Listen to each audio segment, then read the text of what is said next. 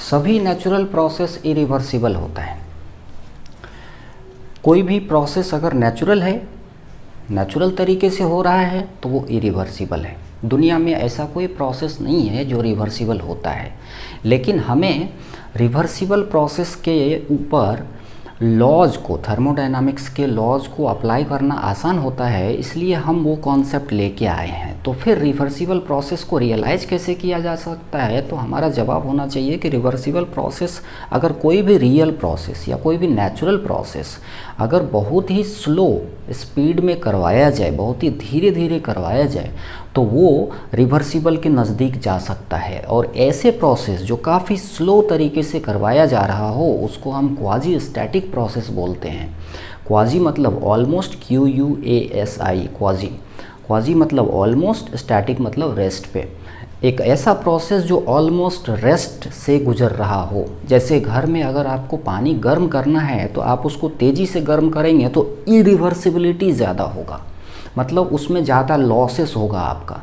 और अगर प्रोसेस को आप धीरे धीरे करेंगे तो आपको लॉसेस कम होगा, मतलब कम उसी टेम्परेचर, मतलब पानी का वही टेम्परेचर रेज करने के लिए आपको जो गैस खर्च करनी पड़ेगी वो स्लो प्रोसेस में आपका कम होगा, और जो फास्ट प्रोसेस होगा उसमें ज़्यादा होगा।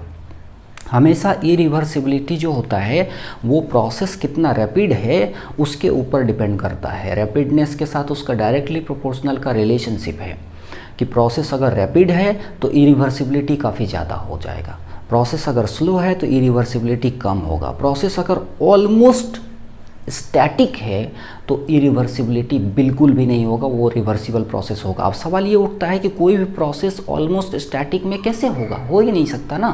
अगर सराउंडिंग हमारा 25 डिग्री पे है और पानी गर्म करके हमने रख दिया है 25 डिग्री पे, तब उन दोनों के बीच जो प्रोसेस होगा वो स्टैटिक प्रोसेस होगा, लेकिन प्रोसेस ही नहीं होगा ना। आप समझिए बात को, प्रोसेस होने के लिए सिस्टम को ऐसा सराउंडिंग चाहिए जो सराउंडिंग सिस्टम के साथ इक्विलिब्रियम में ना हो।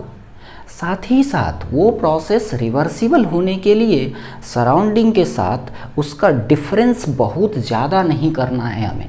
अगर हमारे पास में 1000 डिग्री पर कोई ऑब्जेक्ट है, 1000 डिग्री सेल्सियस पे कोई ऑब्जेक्ट है और उसको आपने 25 डिग्री के इन्वायरमेंट में रख दिया है, तो वो जो हीट, उसका बॉडी से जो हीट निकल के सराउंडिंग में आएगा, वो जो प्रोसेस होगा उस प्रोसेस में काफ़ी ज़्यादा इरिवर्सिबिलिटी होगी, काफ़ी रैपिड प्रोसेस होगा। जैसे जैसे उसका टेम्परेचर घटता जाएगा सराउंडिंग के साथ, वैसे वैसे उसका इरिवर्सिबिलिटी भी कम होता जाएगा। ये कॉन्सेप्ट, रिवर्सिबल और इरिवर्सिबल का कॉन्सेप्ट हमें समझना ज़रूरी है। दूसरे यहाँ पर जो नोट करने वाला बात है वो ये है कि जब मैं कहूँगा नेचुरल प्रोसेस, तो आप समझिए इसका मतलब इरिवर्सिबल प्रोसेस की बात हो रही है। अगर रिवर्सिबल प्रोसेस की बात होगी तो हम वहाँ पर मेंशन करेंगे कि दिस इज रिवर्सिबल प्रोसेस, और जो लॉज है थर्मोडायनामिक्स का वो रिवर्सिबल प्रोसेस पे आसानी से लगता है। सेकेंड लॉ ऑफ थर्मोडायनामिक्स को जो है हम आज डिस्कस करने वाले हैं और उसको 4 अलग अलग पार्ट में समझेंगे। पहला पार्ट ये होगा कि second law of thermodynamics in general क्या कहता है, और दूसरा पार्ट में हम समझेंगे कि सेकेंड लॉ ऑफ थर्मोडायनामिक्स का जो प्रोसेस है, जो ये प्रोसेस बताता है, वो अगर उस तरह से ना हो तो क्या हो जाएगा। तीसरा पार्ट में हम समझेंगे कि ये एंट्रोपी क्या है, एंट्रोपी कहाँ से आया है, और चौथे पार्ट में हम समझेंगे एंट्रोपी का कैलकुलेशन, कि एंट्रोपी जहाँ से भी आया है अब उसको कैलकुलेट कैसे करें। एज ए टीचर मेरा काम है कि ज़्यादा भाषण ना दे और कंटेंट ज़्यादा बना के आपको इस तरह से बताए कि आपका क्वेश्चन सॉल्व हो, लेकिन कुछ ना कुछ लॉ को समझाने में थोड़ा बहुत प्रवचन तो हो ही जाएगा। तो इस चीज़ को हम समझते हैं कि सेकेंड लॉ ऑफ थर्मोडायनामिक्स है क्या। तो इसमें सबसे पहले आपको जो समझना है वो है एरो ऑफ टाइम। हम सबको पता है कि एरो ऑफ टाइम जो है वो फॉरवर्ड डायरेक्शन में होता है। यहाँ पर सवाल ये उठता है कि एरो ऑफ टाइम हमें क्या बताता है। एरो ऑफ टाइम हमें क्या बताता है, तो यहाँ पर जवाब ये है कि एरो ऑफ टाइम हमें बताता है कि कोई भी नेचुरल प्रोसेस जो है वो एक पर्टिकुलर डायरेक्शन में चलेगा। मतलब नेचुरल प्रोसेस जो है वो कौन से डायरेक्शन में चलेगा, एरो ऑफ टाइम हमें ये बात बताता है। हम बार बार ये बात लोगों को बोलते हैं और हम सब लोगों ने कभी ना कभी यूज किया है कि वो जो समय चला गया वो वापस लौट के नहीं आएगा। मतलब रिवर्स डायरेक्शन में टाइम जो है वो फ्लो नहीं करता है, रिवर्स डायरेक्शन में टाइम का प्रोसेस नहीं होता है। जो पीछे चला गया टाइम उसके बारे में आप कुछ नहीं कर सकते हैं, जो फॉरवर्ड है उसी के बारे में आप प्लानिंग कर सकते हैं। तो ये हमें सिर्फ ये बात बताता है कि कोई भी प्रोसेस कौन से डायरेक्शन में होगा, नेचुरल प्रोसेस कौन से डायरेक्शन में होगा वो ये बात बता देता है। तो जवाब यहाँ पर ये है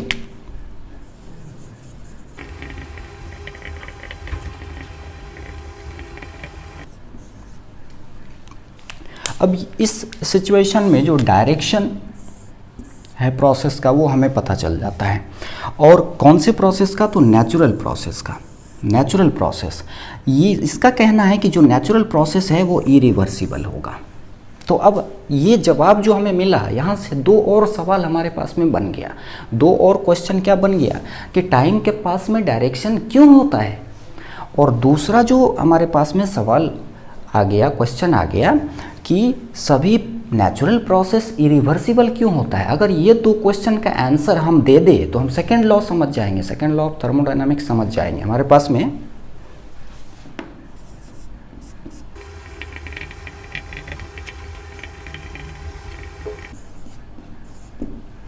ये दो क्वेश्चन है जिसका जवाब हमें चाहिए।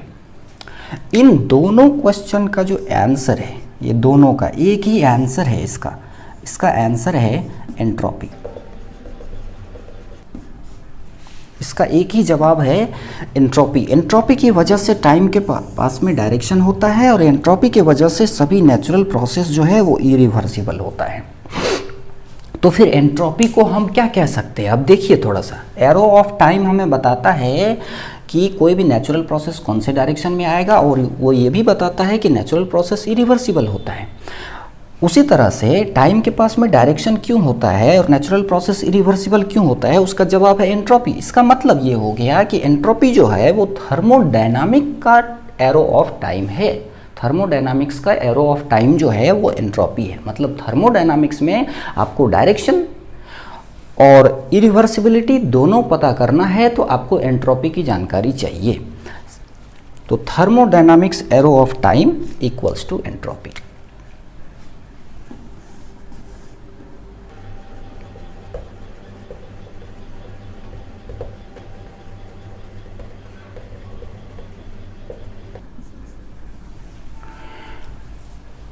तो हमें समझ में आ गया कि ये natural process, irreversible, arrow of time, इन सब का आपस में क्या संबंध है। अब हम आते हैं सेकेंड लॉ पे कि पहले समझना ये है कि मोटा मोटी तौर पे सेकेंड लॉ है क्या। जब ये क्लासेस में बताया जाता है तो इतना ज़्यादा कॉम्प्लिकेशंस हो जाता है क्लास में कि सेकेंड लॉ को आप पढ़ते हैं सदी कार्नोट ने क्या कहा, आप पढ़ते हैं कि क्लॉसियस ने क्या कहा, आप पढ़ते हैं कि केल्विन प्लैंक का स्टेटमेंट क्या है। ये सब बहुत झमेला हो जाता है। वो सबको एक जगह में ला करके और फिर हम थोड़ा समझने की कोशिश करते हैं कि सबको एक जगह में ला के और फिर कैसे लिख सकते हैं एक लाइन में। तो उसको आइए समझते हैं। एक बात तो पता चल गया कि एरो ऑफ टाइम जो है वही एंट्रोपी है, और जो एंट्रोपी है उसी से संबंधित हमारा सेकेंड लॉ है। तो सेकेंड लॉ क्या है उसको मैं समराइज करके लिखता हूँ। सेकेंड लॉ में 3 लोगों ने काम किया।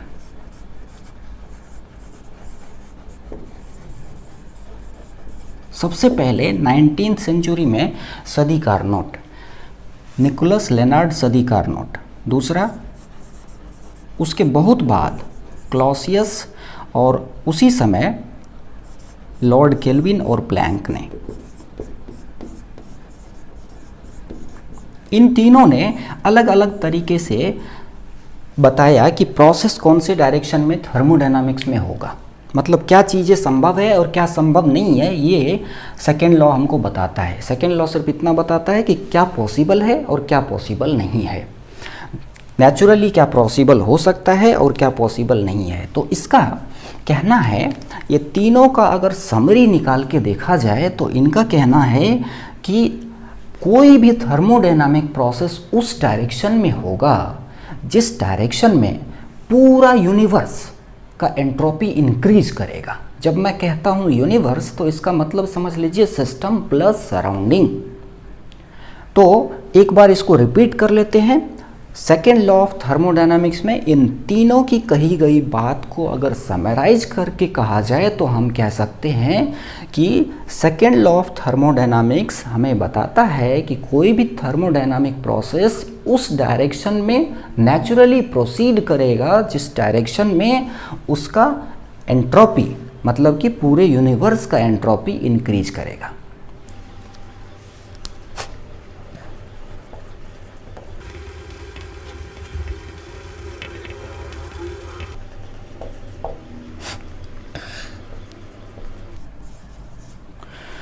मैंने लिखा है कि the direction of a natural thermodynamic process is such that the entropy of universe increases. जब मैं यहाँ पर कहता हूँ कि एंट्रोपी, यूनिवर्स का एंट्रोपी को हम S से डिनोट करते हैं। जब मैं कहता हूँ कि एंट्रोपी का, यूनिवर्स का एंट्रोपी, तो इसका मतलब होता है सिस्टम का एंट्रोपी प्लस सराउंडिंग का एंट्रोपी। तो इसको मैथमेटिकली कैसे लिखना है? इंक्रीज या डिक्रीज का मतलब चेंज इन एंट्रोपी। मैथमेटिक्स के भाषा में ये चीज़ मैं बता रहा हूँ कि यूनिवर्स का एंट्रोपी का मतलब क्या होता है, यूनिवर्स के। और सेकेंड लॉ में बता रहा हूँ, ये जो स्टेटमेंट दिया गया है ये मैं बता रहा हूँ कि change in entropy of universe. मैंने क्या कहा? यूनिवर्स का एंट्रोपी जो है वो इंक्रीज करेगा, मतलब ये ग्रेटर देन 0 होगा। बाद में हम एक और चीज़ देखेंगे कि ये इक्वल्स टू 0 होता है कोई भी रिवर्सिबल प्रोसेस के लिए, और ये ग्रेटर देन 0 होता है हमारा नेचुरल प्रोसेस के लिए। और मैंने कहा कि नेचुरल प्रोसेस जब मैं बोल रहा हूँ तो उसका मतलब आप समझ जाइए कि वो प्रोसेस इरिवर्सिबल है। कोई भी नेचुरल प्रोसेस इरिवर्सिबल होता है। अब एक बार इन तीनों की बातों पर हम आ जाते हैं। ये तीनों ने क्या कहा है? एनएल सदी कार्नोट, क्लॉसियस और केल्विन प्लैंक। तो पहला है, देखिए तीनों ने एक ही बात कहा है लेकिन हम उसको अलग अलग, तीनों ने अपने अपने लैंग्वेज में कहा है लेकिन तीनों का मतलब वही है। देखिए जिस तरह से हम हमारे देश में महात्मा गांधी को देश का पिताजी कहते हैं, उसी तरह से सदी कार्नोट को फादर ऑफ थर्मोडायनामिक्स कहा जाता है। ये सिर्फ 37 इयर्स के एज में कोलेरा की वजह से इनका देहांत हो गया था। इन्होंने 1824 में एक बुक पब्लिश हुआ था। इनका बुक का नाम था reflections of motive power on fire.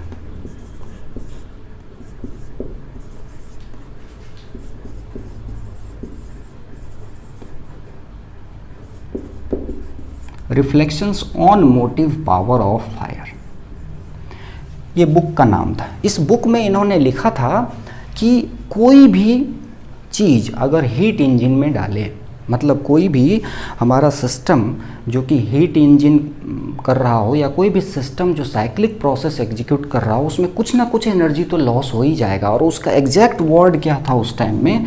उन्होंने लिखा था ऐसा कि some caloric is always lost in a cyclic process. Caloric का उसका मतलब था एनर्जी।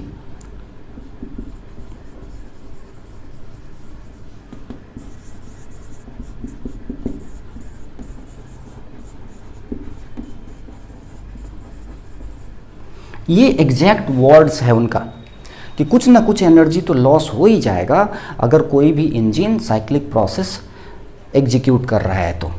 और यही चीज़ बेसिस बना किसका? कि पीएमएम पॉसिबल नहीं है। पीएमएम जो है वो पॉसिबल नहीं है।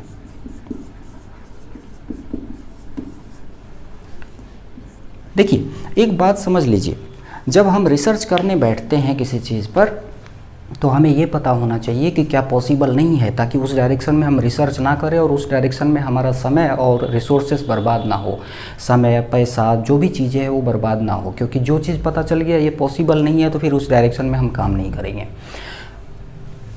सदी कारनोट के आने से पहले तक प्रॉब्लम क्या था कि सब लोग पीएमएम बना रहे थे। पीएमएम का मतलब है परपेचुअल मोशन मशीन, एक ऐसा मशीन जिसका इफ़िशियंसी 100% होता है, इसका इफ़िशियंसी 100% होता है। एक ऐसा मशीन बनाने की कोशिश कर रहे थे, एक ऐसा साइक्लिक मशीन बनाने की कोशिश कर रहे थे या हीट इंजन बनाने की कोशिश कर रहे थे जिसका इफ़िशियंसी 100% हो, 100%। सदी कारनोट ने 1824 में प्रूफ किया लोगों के सामने, पूरी दुनिया के सामने, कि ऐसा मशीन आप क्यों बनाने की कोशिश कर रहे हैं, वो कभी पॉसिबल नहीं है। मोस्ट आइडियलाइज सिचुएशन में भी ये मशीन पॉसिबल नहीं है। कुछ ना कुछ हीट जो है या कुछ ना कुछ आपका जो एनर्जी है वो बर्बाद होना ही है। दूसरा जो स्टेटमेंट था, दूसरा स्टेटमेंट है क्लॉसियस का। दूसरा है हमारे पास Clausius.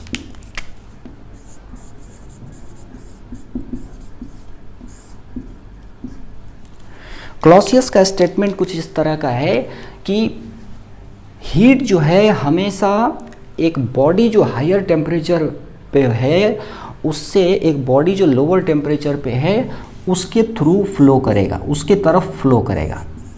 Heat flows from higher temperature body to lower temperature body.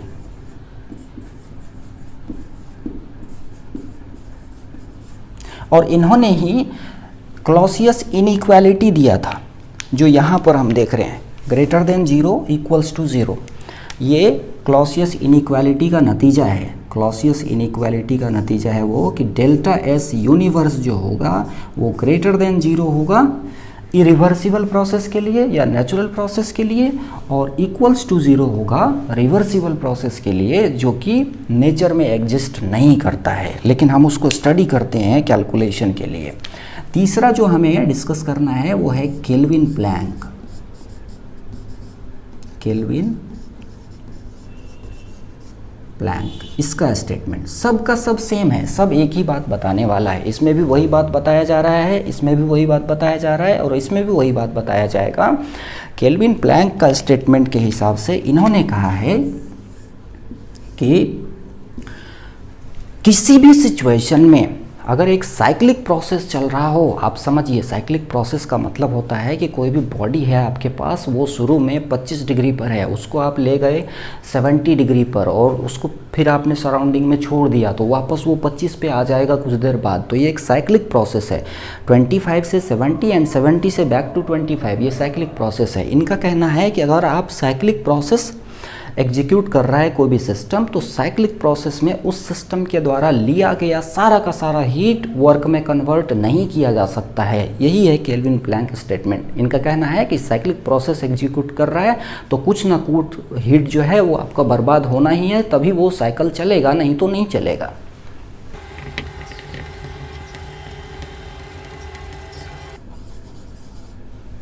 ये है, ये असंभव है कि सारा का सारा हीट जो है आप उसको वर्क में कन्वर्ट कर देंगे, ये असंभव है। इसका एक छोटा सा एग्जांपल समझिए। आप हम सब लोगों ने मोटरसाइकिल, कार, ये सब देखा है। तो केल्विन प्लैंक स्टेटमेंट को एक बार डिकोड अगर करें, हालांकि सभी स्टेटमेंट सेम टू सेम है, केल्विन प्लैंक स्टेटमेंट को अगर डिकोड करें तो ऐसे समझिए।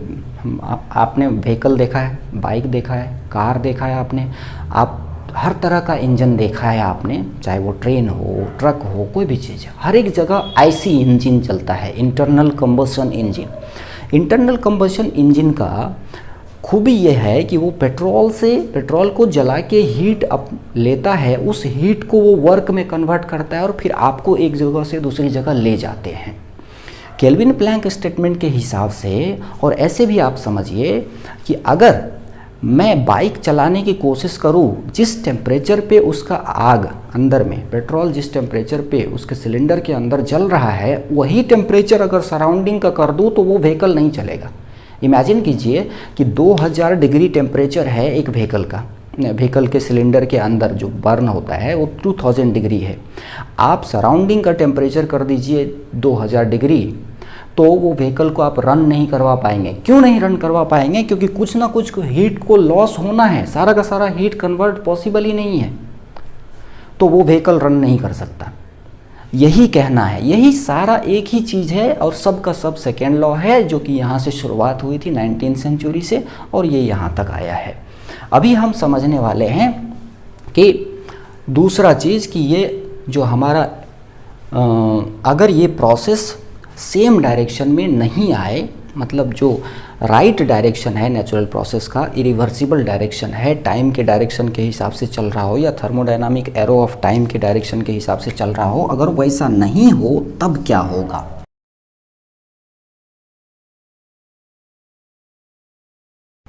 अब हम देखते हैं कि क्या होगा अगर प्रोसेस जिस डायरेक्शन में होना चाहिए उस डायरेक्शन में ना हो, मतलब सेकंड लॉ के हिसाब से ना हो, तो फर्स्ट लॉ को क्या फ़र्क पड़ता है।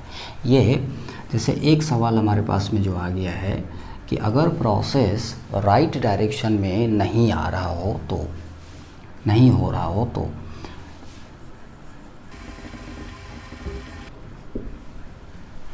जैसे हमारे पास में कोई ऑब्जेक्ट है, जैसे मान लीजिए एक कप ऑफ टी है और उसको आपने टच किया, कप ऑफ टी है आपके पास, ठीक है।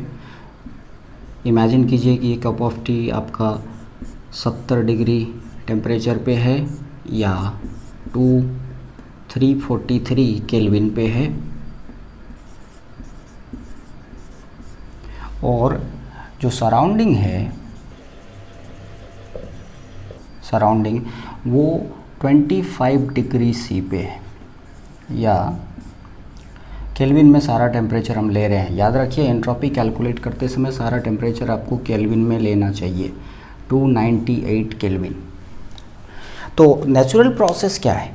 नेचुरल प्रोसेस अभी हमने क्या डिस्कस किया है कि नेचुरल प्रोसेस ये है कि जो हीट है ये क्लॉसियस के स्टेटमेंट के हिसाब से a body at higher temperature and this body is at lower temperature, मतलब सराउंडिंग जो है वो लोअर टेम्परेचर पे है और कप ऑफ टी जो है वो हायर टेम्परेचर पे है, तो क्या होगा, हीट फ्लो करेगा हायर टेम्परेचर बॉडी से लोअर टेम्परेचर सराउंडिंग की तरफ। ये नेचुरल प्रोसेस होगा। फर्स्ट लॉ, ये चीज़ मैंने लिखा है फर्स्ट लॉ के हिसाब से। अब अगर इमेजिन कीजिए कि आपने कॉफ़ी के कप को टच किया और उसका टेम्परेचर रेज होना शुरू हो गया, डिक्रीज होने के बदले उसका टेम्परेचर रेज होना शुरू हो गया, तो बड़ा ही अजीब लगता है ये सवाल पूछते हुए कि क्या होगा ऐसे सिचुएशन में। तो फर्स्ट लॉ को सबसे पहले कोई दिक्कत नहीं है, फर्स्ट लॉ फिर से वही लिखेगा, Q minus W equals to delta U, equals to delta U, change in internal energy. तो दोनों केस में ये वही लिखने वाला है, अपना सिस्टम बदल लेगा। अभी इसको ये सिस्टम ले लेगा और सेम टू सेम फार्मूला लिख देगा। इनका कहना रहेगा कि जो भी आप हीट ऐड कर रहे हैं सिस्टम में और सिस्टम जो सराउंडिंग के ऊपर वर्क करेगा, उन दोनों का difference change in internal energy के बराबर होगा। इसको कोई दिक्कत नहीं है। दिक्कत किसको है? दिक्कत है सेकेंड लॉ को। सेकेंड लॉ को दिक्कत ये है कि ऐसा प्रोसेस पॉसिबल नहीं है।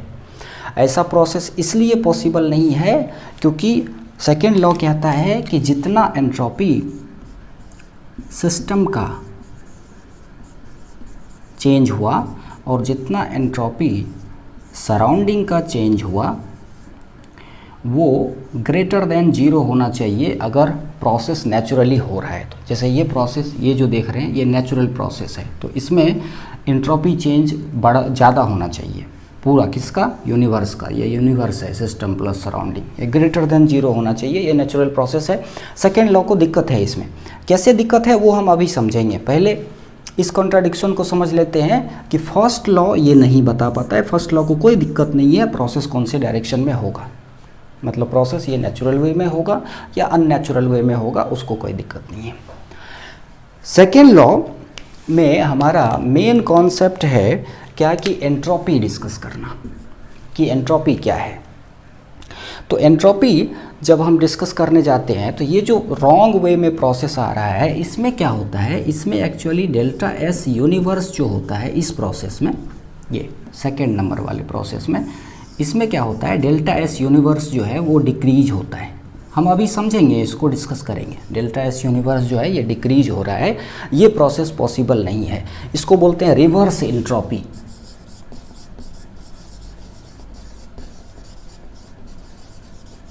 Reverse entropy. आप में से किसी ने अगर देखा होगा, एक मूवी आई थी, मूवी का नाम था टेनेट।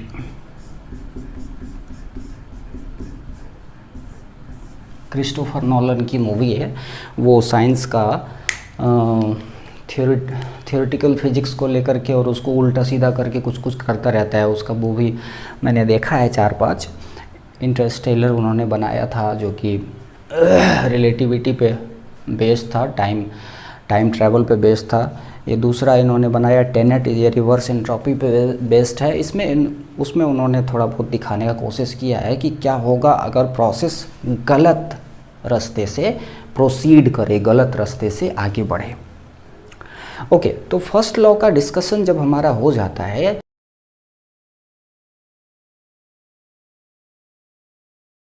तो अब हम चलेंगे एंट्रोपी को ढूंढने कि ये आया कहाँ से, एंट्रोपी कहाँ से ये आया है, हम इसको ढूंढने चले हैं, पैदा कहाँ से हुआ है। तो जैसे इंटरनल एनर्जी कहाँ से पैदा हुआ, ये बात आप आसानी से कह देते हैं कि अगर आपके पास में कोई भी साइक्लिक प्रोसेस है,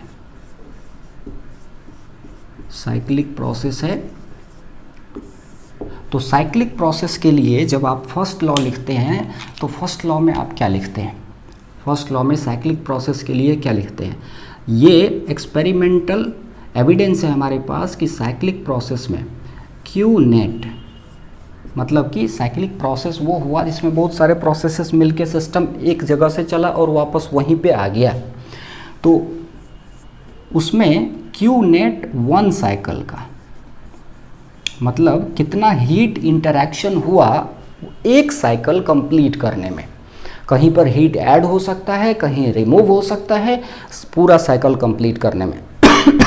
तो 1 साइकिल में कितना हीट, नेट हीट क्या हुआ, वो 1 साइकिल में नेट वर्क के बराबर होता है।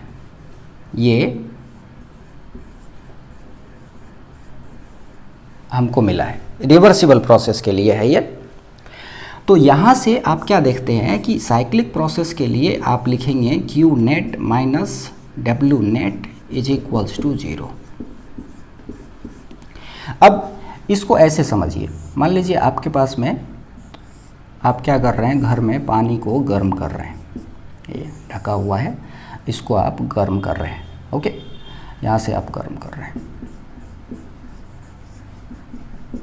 गर्म करके इसको आप ले गए 70 डिग्री पे, 25 से कहाँ ले गए 70 पे, और फिर आपने इसको इन्वायरमेंट में छोड़ दिया तो ये क्या हो गया 25 डिग्री सी पे वापस आ गया। 70 डिग्री सी पर आप ले गए थे और फिर से 25 पे वापस आ गया। इसी को हम साइक्लिक प्रोसेस बोलते हैं। ये जो साइक्लिक प्रोसेस है इसको आप बार बार करेंगे तो 1 साइकिल में जब आप ये कैलकुलेट करेंगे तो 0 आएगा। तो फिर किस चीज़ का वैल्यू, ये जो यहाँ 0 है इसके बदले लिखा गया कोई चीज़, समझ में आई बात। ये इसके बदले में यहाँ जो 0 है, किसी भी साइक्लिक प्रोसेस में जब कोई सिस्टम 1 साइकिल कंप्लीट करता है तो ऐसा कोई भी प्रॉपर्टी जो पॉइंट टू पॉइंट डिपेंड करता हो, जैसे temperature point two point depend करता हो, उसमें चेंज 0 हो जाएगा। कोई भी प्रॉपर्टी हो, चाहे टेम्परेचर हो, प्रेशर हो, वॉल्यूम हो, इंटरनल एनर्जी हो, एंथैल्पी हो, एंट्रोपी हो, कोई भी हो, उसमें चेंज 0 हो जाता है। यहीं से हम इंटरनल एनर्जी लेके आए थे। यहाँ देखिए ना, डेल्टा टी अगर मान लीजिए 25 से चला 70 पे गया, वापस 70 पे आ गया, तो change in temperature 1 cycle complete करने में क्या हो जाएगा 0। 25 से 25 पर ही आ गया तो 0। उसी तरह से चेंज इन प्रेशर, अगर सिस्टम मान लीजिए हमने बंद करके रखा है तो चेंज इन प्रेशर जो है वो फिर से 0 हो जाएगा। कोई प्रेशर चेंज नहीं हुआ क्योंकि जहाँ से चला था वहीं वापस आ गया है। उसी तरह से चेंज इन इंटरनल एनर्जी भी 0 हो जाएगा। तो ये 0 को रिप्लेस कर दिया गया इससे। कोई सोच रहा होगा टेम्परेचर से रिप्लेस क्यों नहीं किया, तो यहाँ सारा एनर्जी है तो आपको एनर्जी से रिप्लेस करना पड़ेगा। तो आपका फर्स्ट लॉ से इंटरनल एनर्जी साइक्लिक प्रोसेस से आ गया। Q net minus W net is equals to change in internal energy. तो इंटरनल एनर्जी का जो है वो आपको समझ में आ गया कि इंटरनल एनर्जी क्या है। ये तो फर्स्ट लॉ में ऐसे ही किया, इंटरनल एनर्जी हम लेके आए थे। अब इसको साइकिल में लगाएंगे ना, साइकिल में हमने लगाया तो ये जीरो होता है, लेकिन आपने साइकिल में नहीं कोई दूसरा प्रोसेस में लगाया। साइक्लिक प्रोसेस में लगाने के बदले आपने किसी अलग प्रोसेस में लगाया जो साइक्लिक प्रोसेस नहीं है, तब ये जीरो से बड़ा हो जाएगा या जीरो से छोटा हो जाएगा। अब हम आते हैं सेकेंड लॉ पे कि सेकेंड लॉ में क्या हुआ या एंट्रोपी कहाँ से हम एग्जिस्टेंस में आया।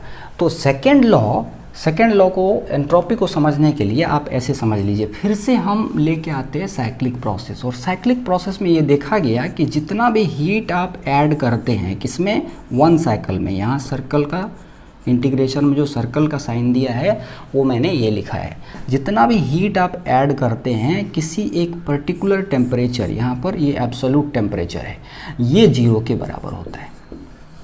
ज़्यादा सोचने की ज़रूरत नहीं है, जैसे यहाँ पर ये जीरो के बराबर हुआ था उसी तरह से ये क्वांटिटी जीरो के बराबर होता है।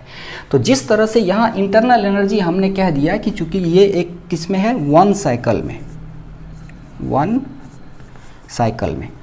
साइकिल में ये जीरो के बराबर होता है। तो हमने कह दिया कोई ना कोई प्रॉपर्टी ऐसा होगा सिस्टम का जो जीरो हो रहा होगा, क्योंकि साइक्लिक प्रोसेस में कोई ना कोई प्रॉपर्टी होगा जो वन साइकिल में जीरो होगा। तो यहाँ पर उसका नाम क्या दिया जाए, तो हमने यहाँ पर इसका नाम दे दिया है एंट्रोपी। समझ में आई, ये नामकरण हो गया। अब साइकिल को हटा के दूसरा कोई प्रोसेस ले लिया या डिफरेंशियल फॉर्म में इसको लिख दिया जाए तो ये इस तरह से लिखा जाएगा, डेल्टा एस। डेल्टा एस क्या है, डेल्टा एस सॉरी ये डी एस हो जाएगा। डी एस क्या है, डी एस है very small change in entropy of the system. और ये वैल्यू जो है ये जीरो होगा साइक्लिक प्रोसेस के लिए, और नॉन जीरो होगा नॉन साइक्लिक प्रोसेस के लिए या एनी प्रोसेस के लिए, any process other than cyclic process. अब समझ में आ गया हमें कि एंट्रोपी कहाँ से निकल के आया है। एंट्रोपी जब हम समझ लेते हैं तो अब हम जाएंगे कि कैसे ये चीज़ जो हमने किया था कैसे यहाँ पर ये पॉसिबल नहीं है। वो एग्जाम्पल के बदले एक दूसरा एग्जाम्पल लेने वाले हैं हम, कि जैसे हमारे पास में एक बॉडी है और वो 600 डिग्री टेम्परेचर पे उसको आपने उसका टेम्परेचर 600 डिग्री सी या 873 केल्विन इस बॉडी का टेम्परेचर है, ठीक है, 873 केल्विन। और सराउंडिंग हमने कर दिया, सराउंडिंग मान लीजिए हमारा सराउंडिंग 25 डिग्री सी या 298 केल्विन पे है। इसको ले लेते हैं टी नॉट, एब्सोल्यूट टेम्परेचर की ज़रूरत पड़ेगी हमें केल्विन स्केल वाला, और ये यहाँ पर 873। अब इसको एनालिसिस इसका कीजिए, बड़ा ही आसान सा सिचुएशन है। जैसे नेचुरल प्रोसेस ये है, सेकेंड लॉ कैसे कहता है कि ये प्रोसेस पॉसिबल है और दूसरा ये प्रोसेस पॉसिबल नहीं है। इन दोनों में हम एंट्रोपी कैलकुलेट करेंगे और याद करेंगे सेकेंड लॉ को। सेकेंड लॉ हमारा कहता है कि delta S universe, second law कहता है डेल्टा एस यूनिवर्स जो है वो ग्रेटर देन ज़ीरो होना चाहिए नेचुरल प्रोसेस के लिए, और delta S universe equals to zero होता है रिवर्सिबल प्रोसेस के लिए। ये रिवर्सिबल प्रोसेस है नहीं। 600 से 25 डिग्री सी में हीट इस तरह से फ्लो करेगा। तो पहले यहाँ पर आप डेल्टा एस यूनिवर्स कैलकुलेट कीजिए। देखिए यहाँ से हीट निकल रहा है, सिस्टम से हीट बाहर निकल रहा है, तो क्या लिखेंगे, ये जो पाथ है ये पाथ नंबर 1, ये प्रोसेस 1 और ये प्रोसेस 2। प्रोसेस 1 से ऐसा हो रहा है, ये गलत प्रोसेस है जो सेकेंड लॉ अलाउ नहीं करेगा। तो चेक करके देखते हैं। देखिए एंट्रोपी क्या है, एंट्रोपी जो है वो एब्सोल्यूट टेम्परेचर का इन्वर्स प्रोपोर्शनैलिटी है, और जितना हीट ऐड या रिमूव होगा उसका डायरेक्ट प्रोपोर्शनैलिटी है। मतलब टेम्परेचर जितना ज़्यादा चेंज इन एंट्रोपी उतना कम, और हीट जितना ज़्यादा ऐड होगा या रिमूव होगा चेंज इन एंट्रोपी उतना ज़्यादा होगा। तो पहले वाले केस में मैं यहाँ पर कर रहा हूँ, कि डेल्टा एस यूनिवर्स मतलब delta S system plus delta S surrounding. देखिए क्या होगा, क्यू अमाउंट ऑफ हीट यहाँ से बाहर निकल रहा है, सिस्टम से बाहर निकल रहा है तो माइनस हो जाएगा। और कौन से टेम्परेचर पे, ये फॉर्मूला लगा रहे हैं, टेम्परेचर कौन सा है 873 केल्विन। और सराउंडिंग का जब लेंगे, यूनिवर्स मतलब दोनों लेना पड़ेगा, सराउंडिंग में हीट ऐड हो रहा है तो प्लस क्यू बाई 298 केल्विन। बस अब इसको देखिए कैलकुलेट करके, क्यू तो दोनों में सेम है, जब हम कैलकुलेट करेंगे तो देखिए डिनोमिनेटर बड़ा है तो ये वैल्यू छोटा है, मतलब जो नेगेटिव वैल्यू है वो स्मॉल है और जो पॉजिटिव वैल्यू है वो बिगर है, बड़ा है, तो ये क्या हो जाएगा ग्रेटर देन 0 हो जाएगा। ये वैल्यू नेगेटिव है जो कि छोटा अमाउंट है, ये वैल्यू पॉजिटिव है जो कि बड़ा अमाउंट है, तो ग्रेटर देन 0 हो जाएगा। तो सेकेंड लॉ कहेगा ये पॉसिबल है, कोई बात नहीं। दूसरा जो अगर हम ये रास्ता मान लीजिए कि ये यहाँ पर जो हम डिस्कस कर रहे थे कि क्या होगा अगर प्रोसेस गलत रास्ते से प्रोसीड कर रहा हो तो फिर क्या होगा, यहाँ पर फिर से आप कैलकुलेट कीजिए। देखिए इसमें क्या हो रहा है, हीट जो है, हीट इधर ऐड हो रहा है तो यहाँ पर हो जाएगा प्लस Q बाई 873 और यहाँ से हीट निकल रहा है तो minus Q by 298।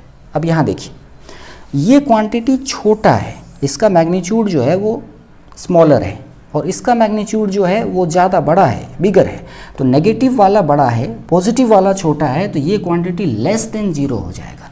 Less than 0 ये सेकेंड लॉ का वायलेशन है, ये process not possible, process not possible. इसको अगर और डिटेल में आप समझना चाहते हैं तो ऐसे समझिए, हुआ क्या यहाँ पर जरा देखते हैं। यहाँ ऐसा हुआ कि सराउंडिंग का जो एंट्रोपी चेंज हो रहा है वो छोटे टेम्परेचर पे चेंज हो रहा है, तो सराउंडिंग का चेंज छोटे टेम्परेचर पे कम, लोअर टेम्परेचर पे सराउंडिंग का एंट्रोपी चेंज हो रहा है, मतलब चेंज बड़ा होगा, और इसका एंट्रोपी हायर टेम्परेचर पे चेंज हो रहा है तो इसका चेंज हमेशा छोटा होगा। तो जितना ये चेंज करेगा उससे ज़्यादा ये चेंज करेगा, तो दोनों को जब ऐड करेंगे तो इसका चेंज जो है इस रास्ते से नेगेटिव होगा और इसका चेंज इस रास्ते से पॉजिटिव होगा, 1 वाले रास्ते से। तो पॉजिटिव और ये छोटा अमाउंट है, स्मॉलर अमाउंट जो कि नेगेटिव है, तो इन दोनों को जब ऐड करेंगे तो टोटल एंट्रोपी यूनिवर्स का मतलब सिस्टम प्लस सराउंडिंग का वो ग्रेटर देन 0 हो जाएगा। तो हमारा सेकेंड लॉ फॉलो हो गया। अब समझ में आई बात कि सेकेंड लॉ ऑफ थर्मोडायनामिक्स में कॉन्सेप्ट ऑफ एंट्रोपी इसका क्या लेना देना है। Okay clear. अब हम ये समझेंगे कि एंट्रोपी का कैलकुलेशन कैसे करें।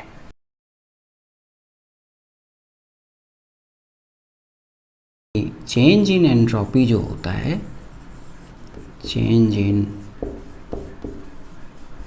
एंट्रोपी ये होता है delta S is equals to integral D Q by T, जहाँ पर याद रखना है कि D Q is the heat interaction, D Q क्या है, ये हीट इंटरैक्शन है, और जो T है वो एब्सोल्यूट टेम्परेचर है, एब्सोल्यूट टेम्परेचर है सिस्टम का। तो इसको आगे जो लिखा जा सकता है वो है S F minus S I is equals to integral D Q upon T. ये इसका कैलकुलेशन कैसे किया जाए। चेंज इन एंट्रोपी जो हमारे पास में है वो चेंज इन एंट्रोपी का हमने ये चीज़ें हमने देखा कि उसका हीट से लेना देना है और सिस्टम का टेम्परेचर कौन सा है, कौन से टेम्परेचर पे आप सिस्टम में हीट ऐड कर रहे हैं। ज़्यादा बड़े टेम्परेचर पे आप अगर हीट ऐड कर रहे हैं तो चेंज इन एंट्रोपी कम होगा, इनवर्स प्रोपोर्शनैलिटी। छोटे टेम्परेचर पे हीट ऐड कर रहे हैं तो चेंज इन एंट्रोपी ज़्यादा होगा। एंट्रोपी का कैलकुलेशन कैसे किया जाए तो देखिए अलग अलग प्रोसेस में ये जो टेम्परेचर है, ये रिवर्सिबल प्रोसेस में आप टेम्परेचर कैसे वैरी करता है वो पता करना बड़ा मुश्किल है। जैसे एक बहुत ही पॉपुलर इरिवर्सिबल प्रोसेस है, हाईली इरिवर्सिबल प्रोसेस, जिसका नाम है फ्री एक्सपेंशन। उसमें टेम्परेचर, प्रेशर, वॉल्यूम ये सब कैसे चेंज होता है उसका, गैस का मान लीजिए एक गैस को फ्री एक्सपेंशन होने दिया आपने वैक्यूम के अगेंस्ट, तो उसमें टेम्परेचर, प्रेशर, वॉल्यूम कैसे चेंज होता है उसका ग्राफ ड्रॉ करना या उसका पाथ को ट्रेस करना बड़ा मुश्किल है। लेकिन अगर हम रिवर्सिबल प्रोसेस ले ले, एक आइडियलाइज्ड प्रोसेस ले ले, तब ये सब काम करना बड़ा आसान है। मान लीजिए हमने ले लिया सिस्टम में आइडियल गैस है, सिस्टम में क्या है, आइडियल गैस है, आइडियल गैस है, और सिस्टम जो है वो रिवर्सिबल प्रोसेस एग्जीक्यूट कर रहा है। तब फर्स्ट लॉ से आप क्या लिखेंगे वो देखिए, फर्स्ट लॉ से आप क्या लिखेंगे, Q minus W is equals to delta U, इसको बदल के लिख दीजिए D Q minus D W is equals to D U. अब देखिए रिवर्सिबल प्रोसेस के लिए जो ये डी डब्ल्यू है ये पी डी वी के बराबर होता है रिवर्सिबल प्रोसेस के लिए, तो इसको आप लिख सकते हैं D Q minus P D V is equals to D U. Additional information की जानकारी यहाँ पर चाहिए। हर जगह आप ऐसा टर्म लाने के लिए, इस तरह का टर्म लाने के लिए आप t से डिवाइड कर दीजिए। तो इस तरह का टर्म लाने के लिए t से डिवाइड कर दीजिएगा तो क्या आ जाएगा, D Q upon T is equals to D U plus P D V, और यहाँ भी t, यहाँ भी t। यहाँ पर अब एक एडिशनल इन्फॉर्मेशन चाहिए आपको, एडिशनल इन्फॉर्मेशन u के लिए चाहिए। देखिए du जो होता है वो NCV/dt होता है किसी भी प्रोसेस के लिए। अब आप कंफ्यूज मत हो जाइए यहाँ पर कि सर NCV/dt तो ये कांस्टेंट वॉल्यूम वाला पार्ट आ गया, ये Q निकालने के समय NCV/dt लगाएंगे तो फिर कांस्टेंट वॉल्यूम वाला पार्ट आएगा। अदरवाइज ये किसी भी प्रोसेस के लिए, जब इंटरनल एनर्जी का कॉन्सेप्ट हम लेते हैं आइडियल गैस के लिए, तो आइडियल गैस कोई भी रिवर्सिबल प्रोसेस कर रहा हो ये वैल्यू आप लिख सकते हैं। तो ये सारा वैल्यू आपको डालना पड़ेगा। दूसरी बात, आइडियल गैस है तो P V is equals to N R T, तो टी का वैल्यू हो जाएगा, यहाँ से टी का वैल्यू क्या हो जाएगा, P V upon N R. अब ये एक ये वैल्यू है और दूसरा ये वैल्यू है, इन दोनों को इसमें डाल दीजिए। इन दोनों को अगर इसमें डाल देंगे तो आपको मिलेगा D Q by T is equals to P D V by T, P D V by T लिखते जाइए, P D V by T के बदले एन आर,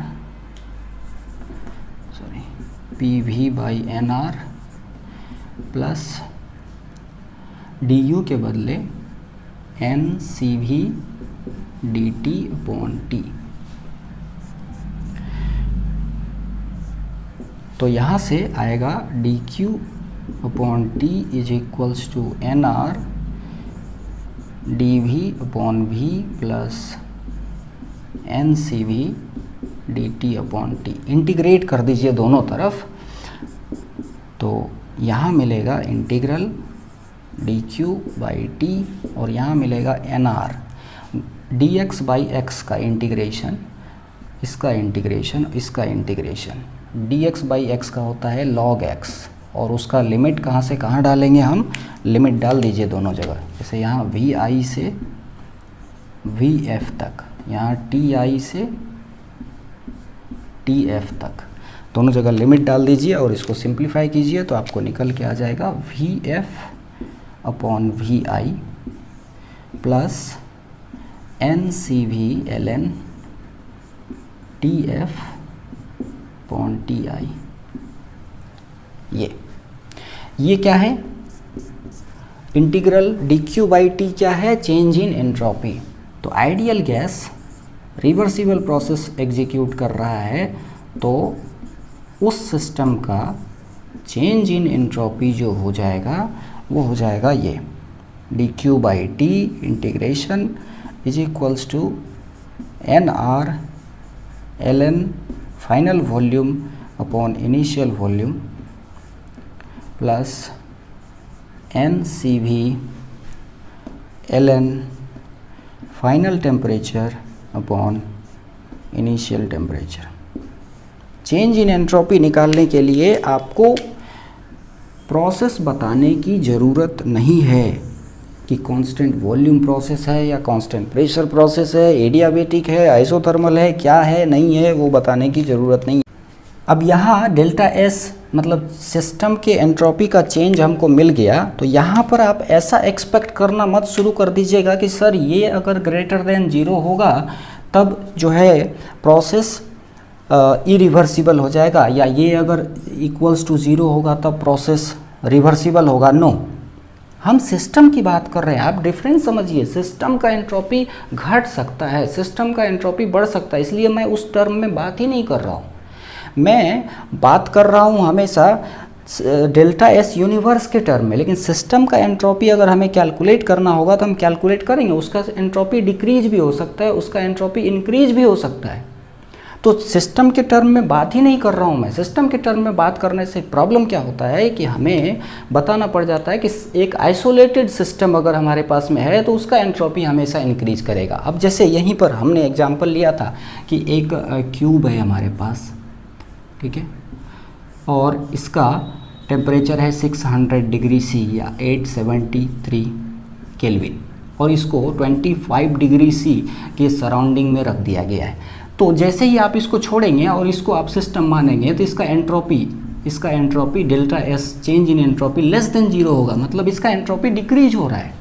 तो आप ये कह देंगे, फिर वहाँ से उठा के लाके और यहाँ पर उल्टा सीधा काम नहीं करना है। मैंने वहाँ पर सेकेंड लॉ जो मैंने बताया है वो यूनिवर्स के टर्म में बताया, सिस्टम के टर्म में नहीं बताया। सिस्टम के टर्म में फिर बताने के लिए बताना पड़ेगा कि एक क्लोज सिस्टम है और सराउंडिंग से आइसोलेटेड है, तब जाकर के उसका एंट्रोपी हमेशा इंक्रीज करेगा। नहीं तो फिर आप यूनिवर्स के टर्म में बात कीजिए, ठीक है। यूनिवर्स के टर्म में बात करेंगे तो चीज़ें बेहतर तरीके से समझ में आएगी। जब यूनिवर्स के टर्म में बात करेंगे तो एक हमारा सिस्टम है और दूसरा सराउंडिंग है, तो सराउंडिंग भी एक सिस्टम है और सिस्टम भी एक सिस्टम है, तो दोनों सिस्टम है। सिस्टम तो सिस्टम है ही, सराउंडिंग भी सिस्टम है।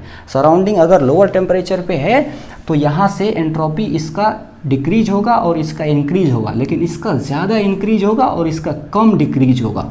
तो ओवरऑल क्या हो जाएगा, दोनों का इंक्रीज, दोनों में एंट्रोपी चेंज को जब सम करेंगे तो डेल्टा एस ग्रेटर देन 0 आ जाएगा। तो यूनिवर्स का एंट्रोपी इंक्रीज होना चाहिए, बस ये जानकारी है सेकेंड लॉ से हमारे पास में। ये जानकारी नहीं है सिस्टम का एंट्रोपी डिक्रीज होगा या इंक्रीज होगा, उसके लिए कंडीशन फॉलो करवाना पड़ेगा। आइसोलेटेड सिस्टम है तो इंक्रीज करेगा, आइसोलेटेड नहीं है तो डिक्रीज भी कर सकता है, इंक्रीज भी कर सकता है, तो हम उस पर नहीं जाएंगे। ये टूल सिर्फ आपको सिस्टम का एंट्रोपी कैलकुलेट करने के लिए है, ये टूल सेकेंड लॉ को इंटरप्रेट करने के लिए नहीं है। सेकेंड लॉ को इंटरप्रेट करने के लिए आपको सराउंडिंग को देखना पड़ेगा, या फिर आपको देखना पड़ेगा सिस्टम आइसोलेटेड है या नहीं है। अब हम फाइनली पूरा कंक्लूड कर लेते हैं कि सेकेंड लॉ हमने क्या क्या पढ़ा। हमने सबसे पहले पढ़ा कि सेकेंड लॉ जो होता है वो ये बताता है कि कोई भी नेचुरल प्रोसेस कौन से डायरेक्शन में प्रोसीड करेगा, ठीक है, ये चीज़ हमने सीखा। और जिसके बेसिस पर हम क्लॉसियस इनइक्वालिटी को कोट कर रहे थे कि डेल्टा एस यूनिवर्स वो ग्रेटर और इक्वल्स टू 0 होगा। Greater than 0 for irreversible process, equals to 0 ये रिवर्सिबल प्रोसेस। ये इसकी बात नहीं कर रहे हैं हम लोग, ये इसकी बात नहीं कर रहे हैं, समझ जाइए इस बात को। दूसरा चीज़ हमने पढ़ा कि एंट्रोपी कहाँ से पैदा हुआ, तो हमने कहा एंट्रोपी जो है वो साइक्लिक प्रोसेस से आया था, साइक्लिक प्रोसेस से। और एंट्रोपी क्या है, एंट्रोपी क्या है, तो एक प्रॉपर्टी है, स्टेट वेरिएबल है। क्या है ये, प्रॉपर्टी है या स्टेट वेरिएबल है। जैसे प्रेशर, टेम्परेचर, वॉल्यूम, ये सब स्टेट वेरिएबल है। इंटरनल एनर्जी, एंथैल्पी, उसी तरह से एंट्रोपी भी स्टेट वेरिएबल है, क्योंकि हमने उसको डिफाइन ही किया है उसी तरह से। साइक्लिक प्रोसेस में उसको 0 किया है, इसका मतलब वो स्टेट वेरिएबल है। एंट्रोपी जो है वो हीट पे डिपेंड करता है, वर्क पे डिपेंड नहीं करता है। एंट्रोपी क्या है, हीट सिस्टम के अंदर कितना ऐड हुआ, सिस्टम के ऊपर सिस्टम में कितना ऐड हुआ या कितना रिमूव हुआ, उस पर डिपेंड करेगा, और सिस्टम का एब्सोल्यूट टेम्परेचर पे डिपेंड करेगा। यहाँ से ये बात भी हमें समझ में आ रहा है कि अगर ज़्यादा टेम्परेचर पे आप हीट ऐड करेंगे तो एंट्रोपी चेंज कम होगा, अगर कम टेम्परेचर पे आप हीट ऐड या रिमूव करेंगे तो चेंज इन एंट्रोपी ज़्यादा होगा। उसके बाद हमने देखा था कि अगर प्रोसेस राइट डायरेक्शन में ना हो, गलत रास्ते से चले तो फर्स्ट लॉ को कुछ फ़र्क नहीं पड़ता है। और लास्ट में हमने देखा कि एंट्रोपी का सिस्टम के लिए कैलकुलेशन कैसे करना है, तो किसी भी प्रोसेस के लिए हमारे पास में ये हमारा कैलकुलेशन है। इतना ही बात हमें ध्यान में रखना है सेकेंड लॉ से रिलेटेड। नमस्कार।